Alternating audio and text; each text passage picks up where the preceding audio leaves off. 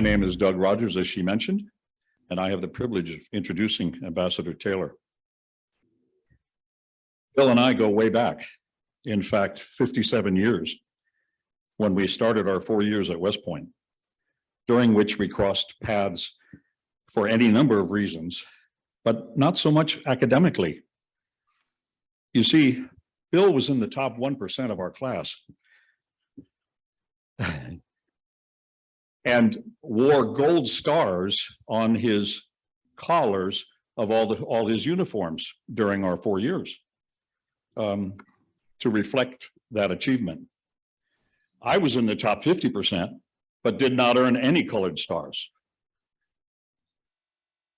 From those years, Bill carried forward the values of strong commitment to discipline and performance throughout his distinguished military and diplomatic career. One almost has to be from another planet these days to not recognize Ambassador Taylor from his frequent appearances on multiple network and cable news channels regarding the war, which he will address today. It is hard to summarize the 14 pages of Wikipedia on Ambassador Taylor, but you will witness some of the elements that have driven him throughout these years: broad interests, deep friendships, and unwavering commitment, earning him the opportunity to participate in and contribute to multiple episodes in U.S. foreign affairs. Though we recognize him these days for his boots on the ground expertise on Ukraine and Russia, here are a few of his 40+ years of notable diplomatic leadership contributions. The fall of the Berlin Wall, adjustments to former Soviet states, the reconstruction of Iraq, opening the Rafah crossing from Gaza to Egypt, the Arab Spring transitions, coordination of U.S. and international assistance to Afghanistan. And certainly, not last nor least, was his significant input to the 2019 Trump-Ukraine scandal regarding military aid and investigations, resulting in his pivotal congressional testimony related to the House of Representatives impeachment probe. In summary, quoted back in 2019, Ambassador Taylor had insisted that, quote, "The U.S. has a vested interest in any conflict between Russia and Ukraine because Ukraine is on the front line. Russia has been waging a hybrid war against Europe and against the United States. Hybrid war is information war, it's cyber war, it's economic war," unquote. Sound familiar? Ladies and gentlemen, please welcome our Ambassador, William B. Taylor. So, Doug, first of all, thank you very much for that very, very kind introduction. I'm humbled by your words. I really appreciate being here. I'm honored to be here to be able to address the World Affairs Council of Monterey Bay, and all of the sponsors that Judith just went through, or all the partners that Judith went through. It's an impressive area that pulls together the kinds of people that I really enjoy talking to. I will be very, again, pleased to kind of talk through where we are right now with this war that Russia is fighting against Ukraine. Talk a little bit about the current situation. Say a little bit about how we might get out of this, how the Russians might get out of this since they got themselves into it. And then finally, just to pick up on what Doug just said, why we care about this. Why is this important to Monterey Bay? Why is it important to the United States? Why is it important to the world that Ukraine defeat the Russians in Ukraine? This is a battle, a fight, a war that we will remember, and it's worth understanding. I think why it is so important. First of all, I apologize if I am croaking at you. Doug knows that I had intended to be there. I intended to be standing in front of you instead of on this screen. On the way back from Kyiv about a week and a half ago, I picked up what many of you have had. I know Doug has had, and so it was impossible for me then to get on a plane and come out to see you. But I hope to do that at some point in the future. Ukraine right now, and again, I was just there 10 days ago, is on a high. It's on a roll. It is experiencing again a great exhilaration of a successful military offensive, a counteroffensive against the Russians that has taken many people by surprise. We all remember back nearly 8 months ago when the Russians invaded Ukraine, February 24th. The Russians certainly thought, President Putin certainly thought that within a couple of days, a week at most, he'd be in Kyiv.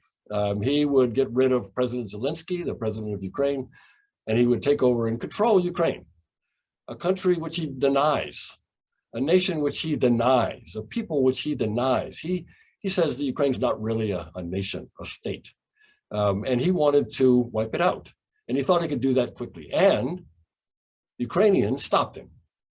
Ukraine surprised him, and they probably surprised a lot of us around the world at their courage, their determination, but also their military capabilities that they used to great advantage against the Russians. And so the first exhilarating moment for the Ukrainians back in March was when they pushed the Russians back away from Kyiv, the capital. And maybe, Justin, if I can get you to put up the map, we could, there you go. Now, the map now emphasizes, and again, Doug, I'm not sure how visible this is, but you get the general approach here. The map identifies kind of three areas: a white area, which is Ukraine, and around it, which is the free Ukraine, if you will. There's a red or a pink area, which is now occupied by the Russians. And then there's a blue area up in the north, and a little bit, you can't really see very well, down in the south. Those represent counteroffensive successes by the Ukrainians. But what I was just talking about was the first counteroffensive, which took place around Kyiv, which you can barely see, I imagine, but it's in the center of the country. And the whole area from Belarus to the north and Russia to the northeast, down to and surrounding Kyiv, the capital, was red. And the Ukrainians pushed them back out. The Russians admitted defeat in their attempt to take over Kyiv, and they reordered their decisions. They reordered their battle. They reordered their formations to move away from the central part of the country and move around to the east, where you can see, and that's known as Donbass, where the second phase of the war took place, a grinding war of artillery duels back and forth, villages that we'd never heard of, now were famous as they moved back and forth between the Russians and Ukrainians. But then about a month ago, we started hearing about the possibility of a counteroffensive. And the first word about this counteroffensive was that it was going to take place down in the south. So you can see the area outlined in black. That's Crimea, where the Russians invaded back in 2014. There's another area of Donbass in the east, where they also invaded in 2014. But then to the north of the Crimean Peninsula, now occupied by the Russians, is an oblast called Kherson. And we started hearing that the counteroffensive would take place around Kherson. And the Russians heard this. They began to move their troops and their military formations from the eastern part of the country where they had been fighting moving again in this back and forth artillery duel. They moved these troops down to Kherson to try to defend what would be a major defeat if they were to lose Kherson and thus threaten Crimea. And then what happened surprised everyone. The Ukrainians did not mount their counteroffensive in the south around Kherson. No, they mounted it in the north. And the large blue area, which you can see there, around Kharkiv, the nation's, Ukraine's second largest city, and around Kharkiv is where the real counteroffensive took place and was incredibly successful. It pushed the Russians back out. That whole area there was taken back in a matter of weeks. The Russians had taken over it in months. It took them months to take that, and they were pushed back dramatically. So when I was there a week and a half ago, that was what going on. That was clear, what was happening out in the east. And the Ukrainians were very, very pleased. You can imagine. This is a major defeat for the Russians and a major victory, really a victory for the Ukrainians. So the Ukrainians were reveling in that. Mr. Putin is trying to get out of that problem. Mr. Putin obviously has the flip side. He has the problem of Ukrainian momentum going against him. And he's got a series of problems, Mr. Putin has, that have caused him recently, like in the last day, to say he's going to call up some reserves. He's not going to a full mobilization of the nation against Ukraine. That would belie his argument that this is not really a serious war. Mr. Putin is telling the Russians that this is a special military operation in order to go in, take over Ukraine, or maybe just Donbass after he tried to do it in Kyiv and failed. But it was going in to denazify and demilitarize Ukraine. Because again, he doesn't think Ukraine's a real nation. So Mr. Putin now has a problem. Momentum is against him. The Ukrainian military is succeeding in pushing him back. He is calling up manpower. He's calling up reserves of veterans that have already served because he's very short of soldiers. He's been trying to get soldiers from around the world and around his country. He's tried to get soldiers from Libya, from Syria, from North Korea. He can't get the Belarusians to fight with him against the Ukrainians. He's tried to pull prisoners out of jail to send to the front lines. Mr. Putin is in a bind right now in terms of the military capabilities that his soldiers represent. He's also has a problem with equipment.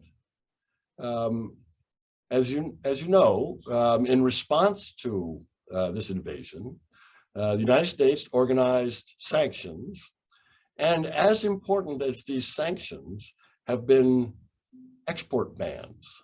That is, we are not allowing microchips, sophisticated electronics which go into the manufacture of weapons. We've not allowed them to be sold into Russia. It's not 100% airtight, but it's really effective. And the Russians have probably used 80% of their precision-guided munitions to this point, and they can't replace them. So they're using old weapons. They're using old artillery, which is not accurate, as we know, as we see the destruction all over Ukraine because of this inaccuracy of the Russian bombing. And so the equipment is a problem for him as much as the manpower. He's got domestic opposition, Mr. Putin. He's got some opposition, as we know, on the left. This kind of anti-war. He doesn't allow it. He cracks down on it. He puts people in jail for even calling it a war rather than a special military operation. He puts his opponents in jail. He will not let people demonstrate. So he's got an iron fist and has cracked down even more recently as the war has gone poorly. He can't keep the Russians from leaving the country. best and the brightest of the Russian middle class and IT class and professionals are leaving Russia. It's hard to get a ticket out of Russia these days. They're very expensive, and there are a lot of places you cannot go. So Mr. Putin has a problem on that side, but he's got another problem domestically, and it is on his right. There are nationalists, strong nationalists, who are appalled at how badly the Russian military is doing. They're appalled that Mr. Putin has apparently pulled his punches, in their view. They are appalled that he's not committing more war crimes and wiping out more Ukrainian civilians. And so they're pushing him hard to escalate. So he's got that problem as well. Excuse me. So he's addressing that latter problem by calling up the reserves. He's calling up the veterans who have fought before, who have served before, and have some military training. But he's worried that that will cause a backlash among the society, the Russian society, that has been allowed to think that this is not really affecting them. Yeah, the sanctions are having an effect, but they're slow. They'll have more effect over time. But now that their soldiers are coming back, and let's be clear, the Russians have lost. Mr. Putin has sent many Russian soldiers to die in Ukraine, probably on the order of 30,000. The estimates range from 70 to 80,000 and above of killed and wounded. And we remember that Mr. Putin started out this war back in February with somewhere around 180,000. So he may have lost to killed or wounded as much as half of his force. And though that half, they're either coming back for burial or they're coming back wounded, these soldiers, and those families are not supporting this war. They've not been told why they're fighting this war. So the soldiers have low morale, and the families are confused, are angry, as all families would be if they're not told what is going on with their sons in this war. So I've talked about manpower. The Ukrainians still have a surplus of volunteers. They've got overall lower number of people in Ukraine, probably 40 million compared to 140 million in Russia. But they've got 1 million people, 1 million men and women who are ready to fight. Some of these, not all, but some have military expertise and experience and training, and some are being trained right now. But the Ukrainians have an enthusiasm. The Ukrainians have the motivation. They're fighting for their own land. They're being invaded. And not only being invaded, they're being told by President Putin that they don't exist. Ukrainians don't exist as a people. They're really just little Russians. And unless they agree to be little Russians, he's going to kill them. This is why the Ukrainians are fighting so hard. The Russians, on the other hand, don't know why they're fighting. They know that President Putin wants them to go into the fight. They probably know that President Putin wants to be a great Russian leader. Sadly, they are paying the price, the Russian soldiers, and their morale is terrible. So where do we go from here? Talk a little bit about where the Ukrainians are. They're on a high right now. Talk about where the Russians are. They're in a hole right now. Where does it go from here? I think the Ukrainians keep pushing. I think the Ukrainians try to maintain this momentum that they've had now for the past 3-4 weeks, and push the Russians as far as they can back to, and maybe even beyond the lines of February 24th, when they started. That's when the Russians invaded, and the Ukrainians don't want Russians on their soil by any means. And if they can push them all the way out, they will. I think they will continue to push. Their ability to push the Russians out depends on us, depends on the United States, depends on the NATO allies. We have provided an incredible amount of both weapons and ammunition, as well as intelligence, as well as training, as well as finance. We have been very supportive of the Ukrainians. They appreciate it. When I was there 10 days ago, they couldn't be more appreciative, thankful of the support they're getting from the United States in particular, but from NATO more broadly. Other NATO allies are doing well. The Brits are doing well. The Poles are doing well. The Baltic states are doing well. And the Ukrainians appreciate it, but they know where the real support on the military side is coming from, and it's coming from us. And with that support, they can push the Russians, as they are right now, back towards the borders. So what happens then when the Russians are falling back? Well, Putin has to decide. He can escalate, which he's threatened to do on several occasions, or he can de-escalate. De-escalate means try to find a way out. He can try to find his own way out. Some people have suggested that we try to help him find a way out. I disagree. I think he started this. He can figure out how to get out of this. And the Ukrainians are showing that he needs to find a way out.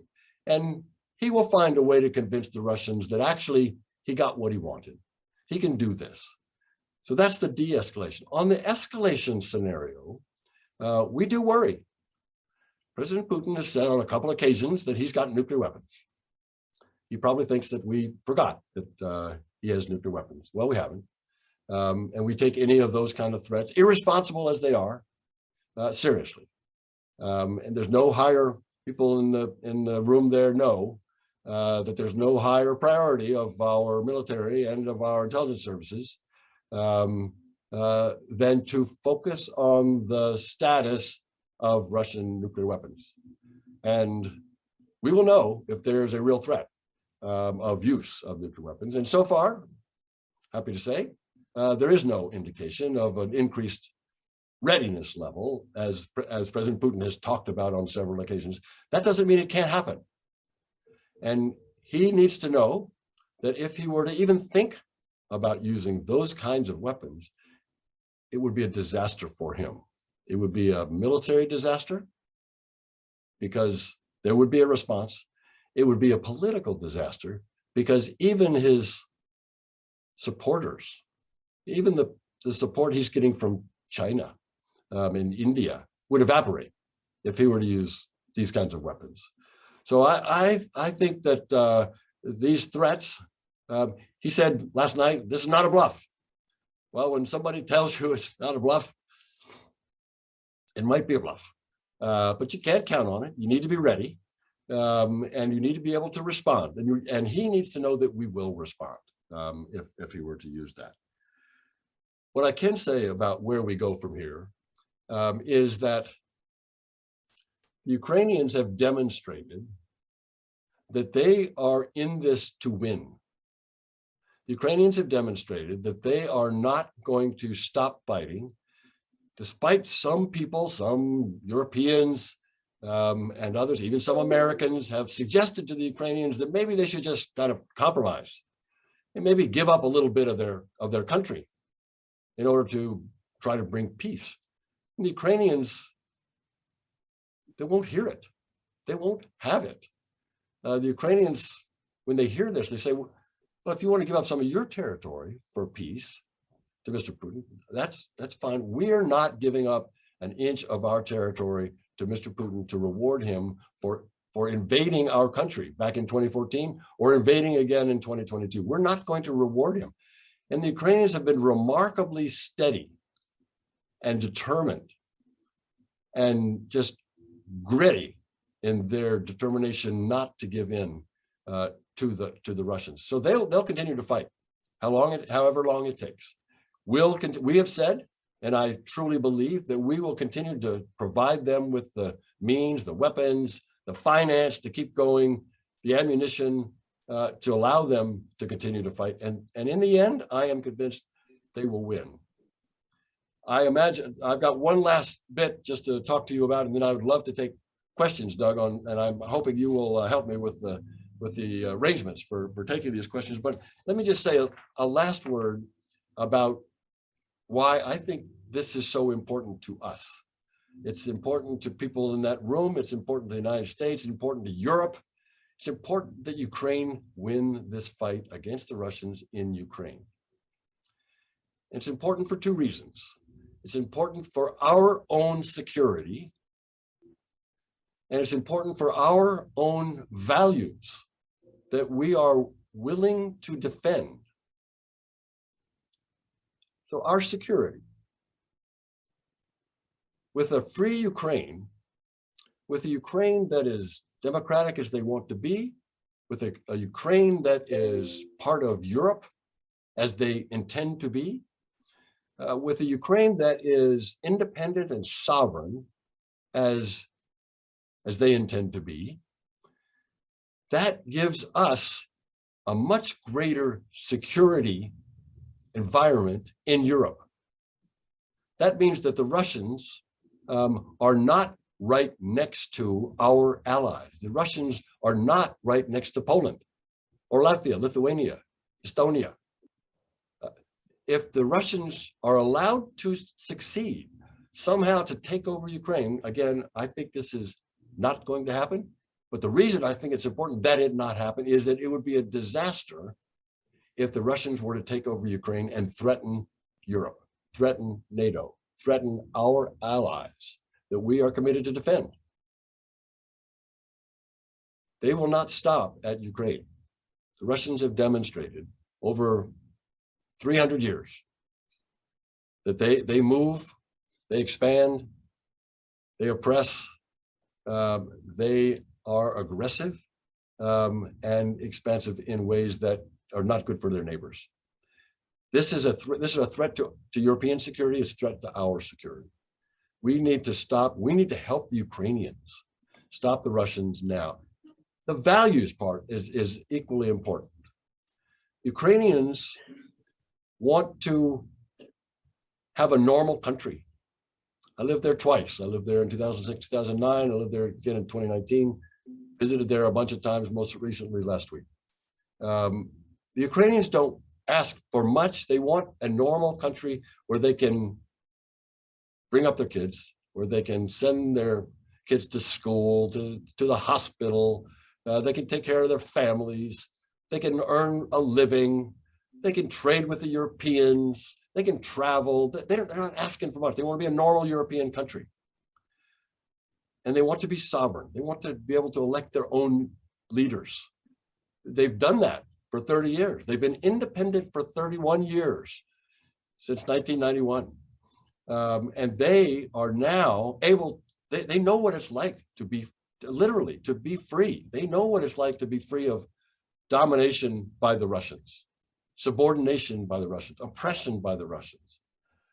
The Russians have foisted on Ukraine horrible things in these years, whether it was the famine that the Russians manufactured in the 30s, whether it was the Chernobyl that the Russians were responsible for, the Soviets were responsible for. Now it's the war in 2014. Now it's invasion in 2014. Now it's this major war, worst war since World War II that they're fighting right now. Ukrainians know what it's like to live next to Russians, and they want to be free. They want to be able to defend themselves, and they want to be able to be independent and free of that. And I think, as Doug quoted earlier, I think we owe it to them. I think that they are on the front lines for us. We support our soldiers and our sailors and our airmen and our Marines. We support them because they're on the front lines for us. Ukrainians are on the front lines for us now as well, and we should support them. So Doug, with that, I would be very pleased if you would see if there's anybody. Chances are very good that someone in that room disagrees with something that I just said, and I look forward to having this conversation with them or any other comment that people would like to make.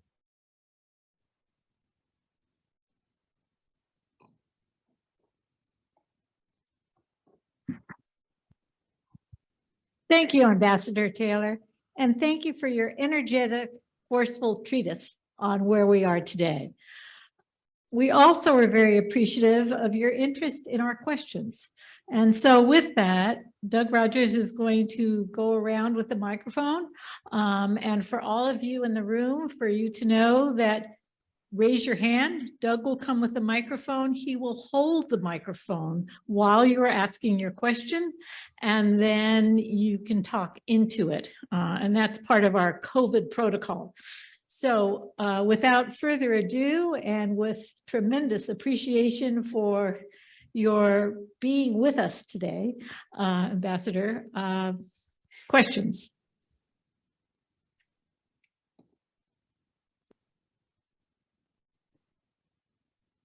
Thank you, Ambassador Taylor. I would like to ask you why President Biden isn't sending in U.S. troops, and if you think he should. It's a great question. And the name of the person who just asked that question, his first name is what? Monica. Thank you for that question. Very good. An answer to the second part of your question, no. I don't think the United States should send in U.S. troops either on the ground or in the air over Ukraine at this point. As we all know, Ukraine is not yet a member of NATO. If NATO had accepted Ukraine and Ukraine applied to NATO, actually while I was in Ukraine the first time in 2008, but the French and the Germans said no. So NATO said no. And Ukraine is not a member of the North Atlantic Treaty Alliance. And so our obligation that it comes with membership in NATO, confirmed by the American people through the Senate, is not to send troops to a nation that is attacked. However, I do think that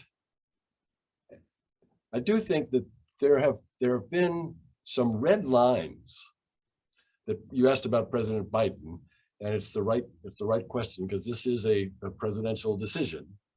President Biden, as I said, wants Ukraine to win.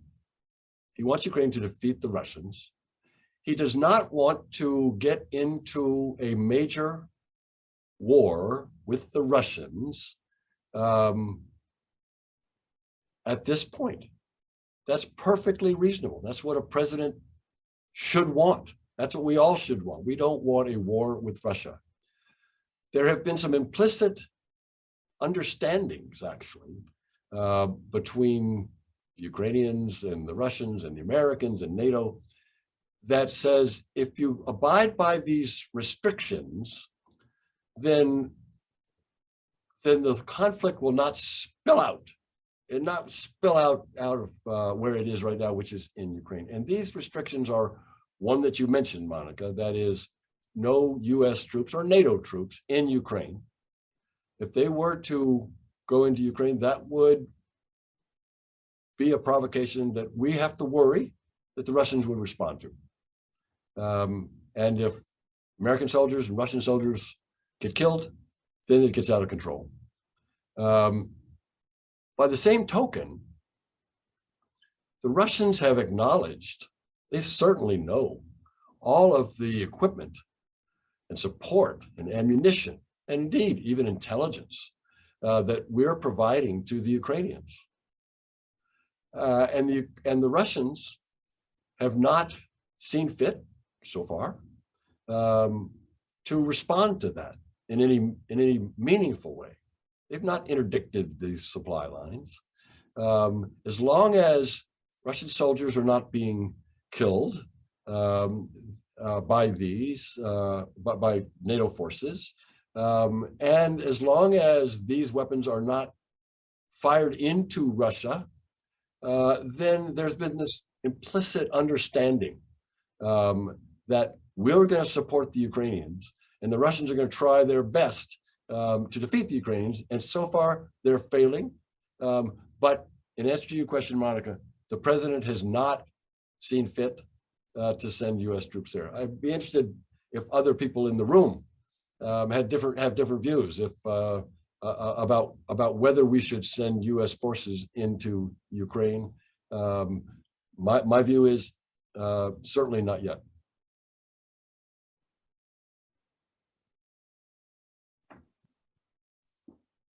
Ambassador, thank you for your wonderful talk.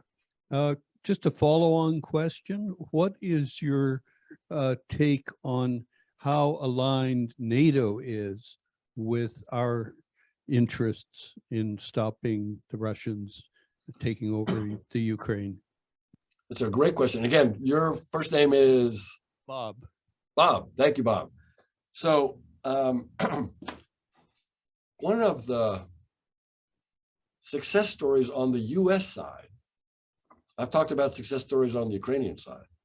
One of the major accomplishments of the United States administration, the Biden administration, has been exactly your question, and that is the unity of NATO. NATO has never been more unified. So I served at the US mission to NATO back in the closing days of the Cold War, back in the mid-'80s. When actually there were only 16 nations in NATO. And I will tell you, a lot of work that we did at the US mission to NATO was trying to get consensus, trying to get agreement among these 16 nations. It's hard. It's hard. There are now 30 nations in NATO, soon to be 32, because the Swedes and the Finns would like to join. We'll talk about that. And the unity of those 30 nations is remarkable. It doesn't come easily, as I just said, but the United States and NATO allies have seen this threat, have seen the Russian threat for what it is. It's a threat to them, to our security, European security, to Polish security, to British security, to French security. It is a threat to Europe, and Ukraine has to win. Ukraine has to stop this threat. And so the unity of the alliance has been tested, and it continues. It turns out, Bob, I will just say that beyond NATO, the alliance that the United States has put together is very broad. It includes not just the NATO nations, other European nations, the East Asian nations, includes Japan, includes Australia, includes New Zealand, includes South Korea. It is an amazing alignment of these mostly democracies who are concerned about democratic governance and a struggling democracy, Ukraine, trying to maintain its independence, its sovereignty. And so this broader alliance on economic issues, on sanctions issues, has also been remarkably coherent and remarkably solid. So a major effort of diplomacy, and this is where the diplomats earn their money, is to bring that alliance, bring those allies together, both on the military side and on the economic side, and on the sanctions side. So it's been a remarkable achievement.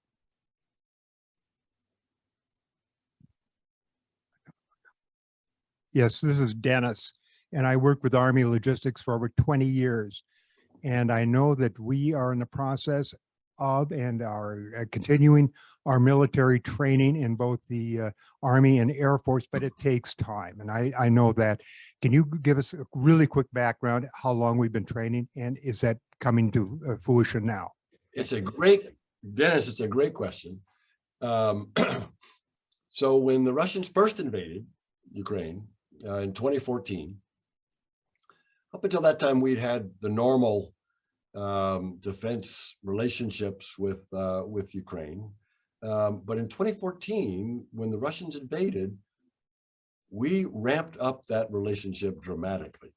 And it was with full support of the Congress and full support of the Pentagon. And it took several forms. One was new weapons and a new volume of weapons that we were providing, that we began providing in accelerated the provision of weapons to Ukraine from the United States. But also getting to your point, Dennis, about training, this is really important. And it has really paid off. The United States and about 4 or 5 NATO allies, including I think the Brits and the Poles, Lithuanians, established a training base in the western part of Ukraine in 2014, 2015, that has been training Ukrainian troops as they rotate off the line. So again, the Ukrainians have been fighting the Russians since 2014 in the east, in Donbass. It's been pretty static. It had been pretty static until the Russians mounted this major invasion in February of this year. But for the 8 years from 2014 to 2022, the training at Yavoriv is the name of this base, had been very productive. It was some small unit training, but there was also a lot of other kind of training, even special forces, some partisan training.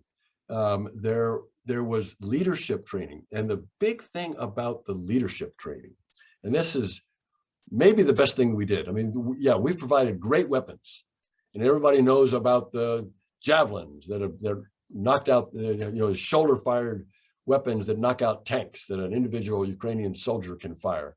And everybody knows about these stingers that can knock aircraft out of the sky. And now we all know about HIMARS, about these long-distance rockets, heavy artillery rockets. And all of that's great. And as I said, it has allowed the Ukrainians to take the offensive and to really push back on the Russians. But as important as any of those weapons is the training for soldiers, NCOs, non-commissioned officers, sergeants, young officers, all the way up through the general officers. And it is an emphasis on the way we fight. It's an emphasis on the way the U.S. Army, and Dennis, you're part of that, trains, which is initiative at lower levels. So that means squad leaders, sergeants who are leading 10 men and now women, have the initiative to take decisions when they run up against something that is not expected. And platoon leaders and company commanders are able to make decisions on the ground without waiting for the general to tell them what to do. This is unlike the Russians. The Russians have this incredibly rigid top-down command structure that doesn't allow initiative at the lower levels. They don't have a non-commissioned officer corps, an NCO corps, like we do. So the Ukrainian generals, let me just tell you, have gone through this training, and they've also trained at our military academies. They've trained at our service academies, the Army, Air Force, Naval, war colleges have had Ukrainians there. The Ukrainian generals are very good students. They studied some of the great battles of our Civil War. And let me just tell you this one story about when I was there a week and a half ago, I met, can't say exactly who, but met very senior military. And they were telling me the stories about how, I think I mentioned this first indication there might be a counteroffensive down near Kherson, which caused the Russians to redeploy in that direction. And then the generals decided to fight and mount the counteroffensive in the north, in Kharkiv. And that's classic generalship. So the military, Ukrainian military, from the top of the generals down through the NCOs and the individual soldiers have benefited from the 8 years of training. It has really paid off, Dennis. Thanks for that question.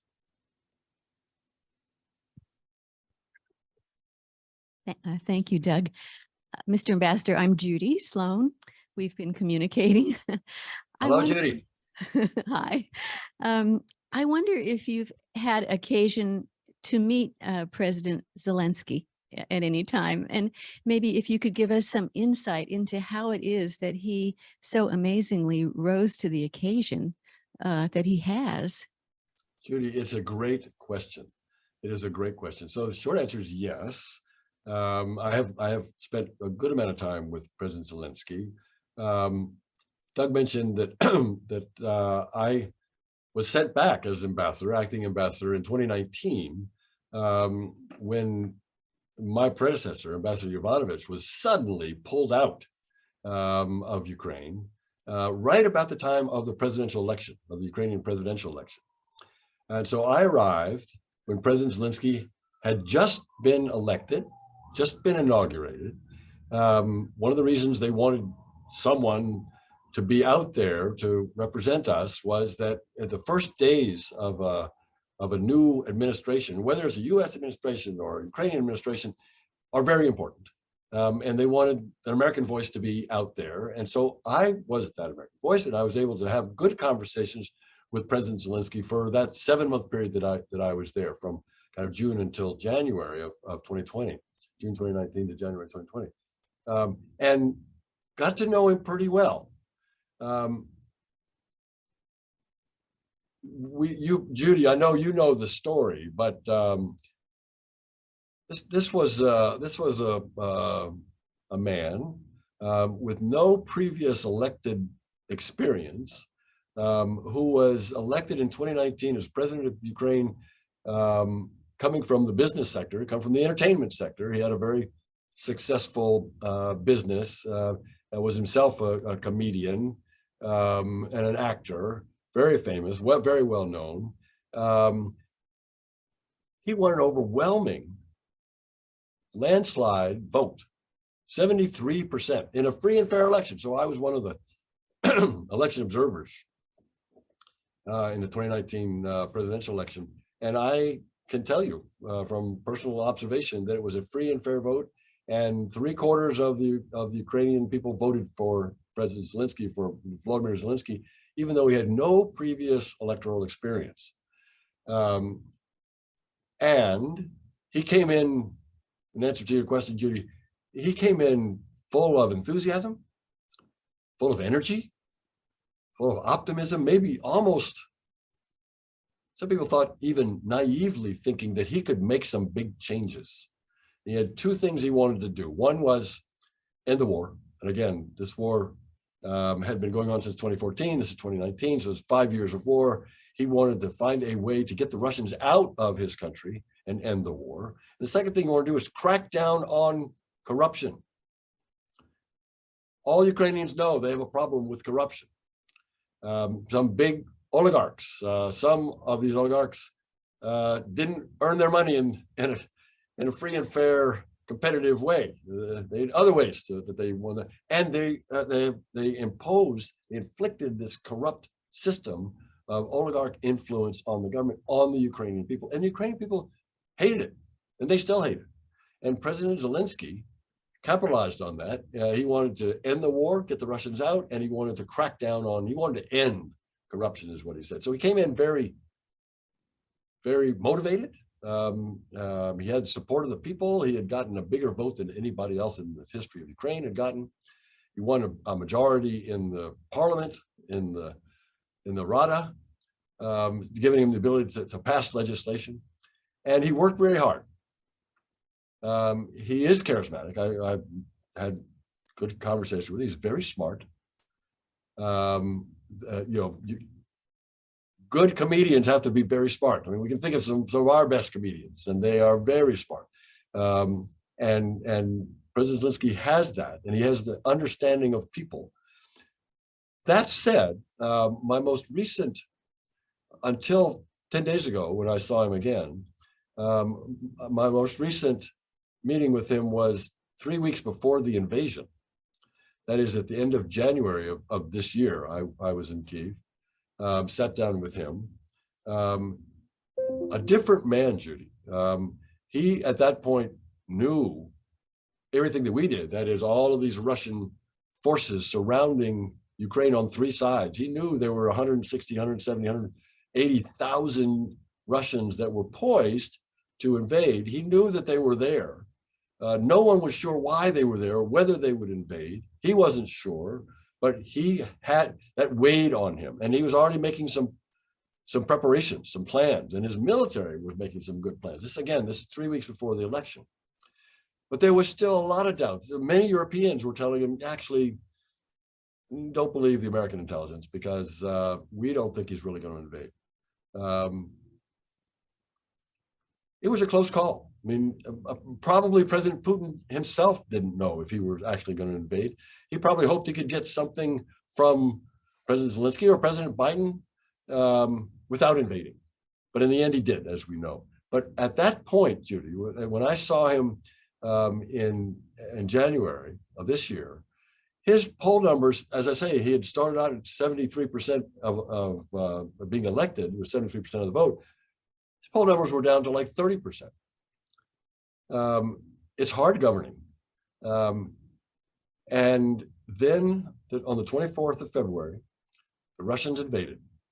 And at that point, the Ukrainian people, North and South, Russian-speaking, Ukrainian-speaking, opposition political parties, pro-Zelensky political parties, across the board fell in behind President Zelensky. He was able, as you just said, he was able to step up in ways that a lot of people may not have thought he could. He was able to step up and lead his nation because he represents them so well. They can trust him. They see that he is not going to leave them. In the beginning, early days, the early grim days of the invasion, when the Russians were threatening, they were on the outskirts of Kyiv. I was there 2 weeks ago, a week and a half ago, in Bucha, in Irpin, in Hostomel, on the outskirts of Kyiv. The Russians were there.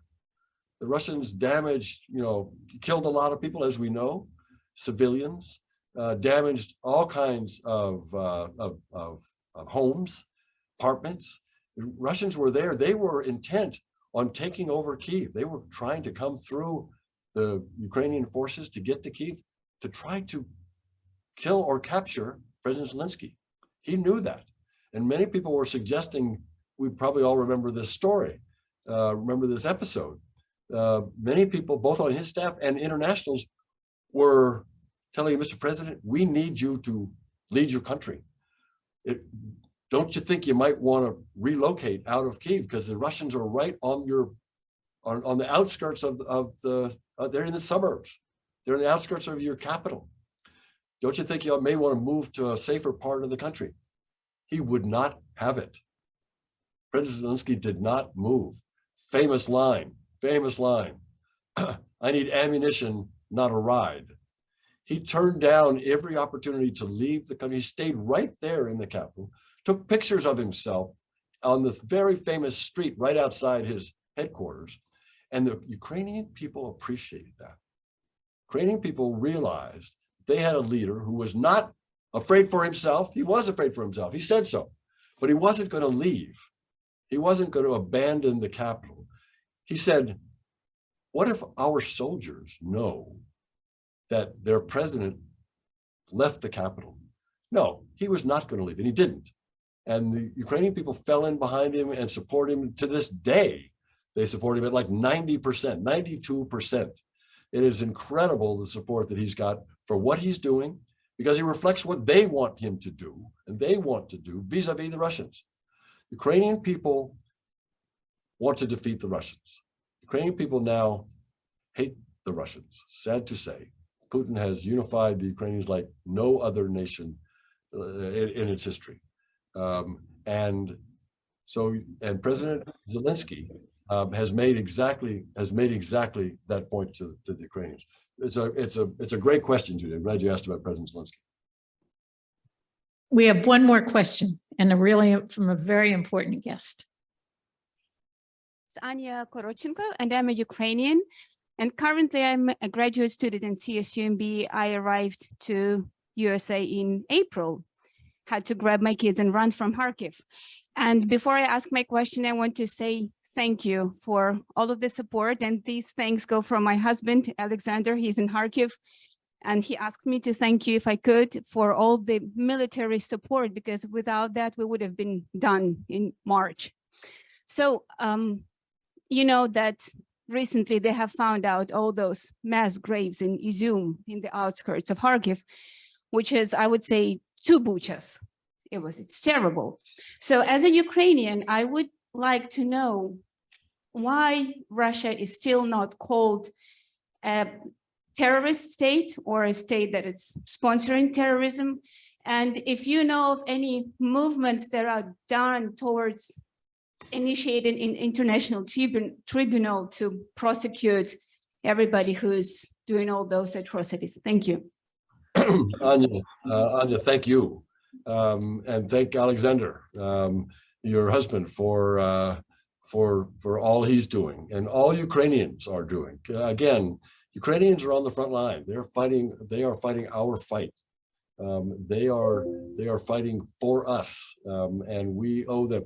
I'm so pleased that the weapons have been effective, and the United States is very proud. The United States military is very proud and pleased, and that these weapons have been so effective. And part of the reason they've been effective is the Ukrainians have learned how to use them so well and so quickly. There are several generals have said that the Ukrainians can learn in a week what sometimes it takes American soldiers a month to learn. So now they've got a motivation to do this. But your husband Alexander, Anya, his colleagues, they are using these weapons extremely well. I'm glad that they are. I'm glad they're there. You asked exactly the right question about accountability. So at Institute of Peace, where I work, just yesterday, I moderated a panel where the new prosecutor general of Ukraine, Andriy Kostyev, was here at the Institute of Peace. He and I spoke on a panel, and he was asked exactly that question about accountability. I'll get back to your question about state sponsor terrorism, but accountability. And he made the very good point that he is determined through all the mechanisms that he has in the Ukrainian government capabilities, as well as all the international support that he's got from the Americans, from the UN, from the International Criminal Court, Court of Justice. There are investigations that are ongoing right now. You write about the horror around Kharkiv, the horror in Izum. I was not able to get out to Izum. I did see Bucha, but you're right. Izum is probably double Bucha. It's horrible, and that can never be forgiven. There's not an end point. There's no statute of limitations on those kinds of war crimes. We talked yesterday about, yes, war crimes, but even genocide. Genocide's a big word. The Soviets tried to wipe out the Ukrainians in a genocide in the Holodomor that Anya, you and Alexander and all Ukrainians know about, that famine back in the 30s. But now they're trying it again. Now the Russians are trying again to wipe out the Ukrainians, and it is a genocide. And so what that means is Ukraine must win in order to bring people to account, from President Putin down to the soldiers who executed these war crimes, who perpetrated these war crimes. They need to be held to account. It has started, the investigations are ongoing, but they need to be completed. And the way to complete it is for the Ukrainians to win that battle. So the support, the military support, the financial support that we're providing the Ukrainians, that's so important for this reason as well, to give people like Anya and Alexander the knowledge that there is justice, for these horrific crimes against individuals, against humanity, against Ukrainian nation that has come. Anya, you asked about the state sponsor of terrorism. There's no doubt. There's no doubt. And our Congress has been very clear. Other other parliaments around the world have been very clear and have found that that Russia is a state sponsor of terrorism. And the question is a legal one, how to use that designation in the best way to extract the most out of the Russians in terms of the revenues and reparations that the Russians have to pay. Russians need to pay the Ukrainians reparations for this damage, for the crime of aggression, for the atrocities, for the war crimes. They must pay. And the way to get that is complicated. And maybe it is to name them as a state sponsor of terrorism. Maybe it is to freeze and then seize the $300 billion of central bank reserves that the Russians have in G7 banks around the world. That's the question. So it's a question of how best to make the Russians pay those reparations. But Anya, let me just again thank you for all the heroic work that the Ukrainians are doing. Well, Doug here, I've been passed this question, which unfortunately has to be our last, and it's a doozy. What do you think about the future between Russia and China? It is a doozy, Doug. You're right. So I think the Chinese are in a very difficult position. So as we remember, President Putin visited President Xi in Beijing just before the invasion, the beginning of the Beijing Olympics. And President Xi and President Putin sat down and had a long conversation, and they issued this long statement, part of which said, there's no limits to the cooperation and the work that we'll do together. It's not clear to me that President Putin leveled with President Xi about what he had in mind. If he indeed knew 3 weeks before the invasion, it's not clear that he let President Xi know that he was about to invade. President Xi has made it pretty clear that he's not happy with this invasion. This came out just this past week when President Putin said to President Xi, who was visiting in Central Asia, President Putin said, you know, President Xi, I know you've got some questions, some concerns about this war. He said, I'll try to address them. For him to say that in public, it's clear that the Chinese are not happy with this. The Chinese value stability. The Chinese value sovereignty. The Chinese value territorial integrity. And when the Russians create instability and the Russians violate the sovereignty of their neighbors, and when the Russians invade their neighbors, this is not the model. This is not the world model that the Chinese are trying to formulate. Chinese are not happy with our model, but the Chinese really don't like the chaos, the instability, the horror that the Russians have imposed on the Ukrainians. So, in answer to your question, Doug, I think this is not an alliance. Well, it's not an alliance yet. They've made no treaties. The Chinese have not been willing to provide weapons, much less manpower. They've not been willing to evade sanctions. The Chinese are not helping the Russians evade sanctions because the Chinese don't want to be sanctioned. So the Chinese, I think, are in a difficult position. They like the Russians oppose the United States. There's no doubt. And they want to see the United States reduced in stature. But the Chinese are not pleased with the Russians. So I think this working relationship is in for some strain. Thank you, Ambassador Taylor. We could not be more fortunate and full of gratitude for the fact that you've only had COVID for 6 days and you've done something like you did today for us. Thank you so much. Judith, thank you very much for having me. It's been an honor to be here. Thank you. I wish I were there in person, but next time.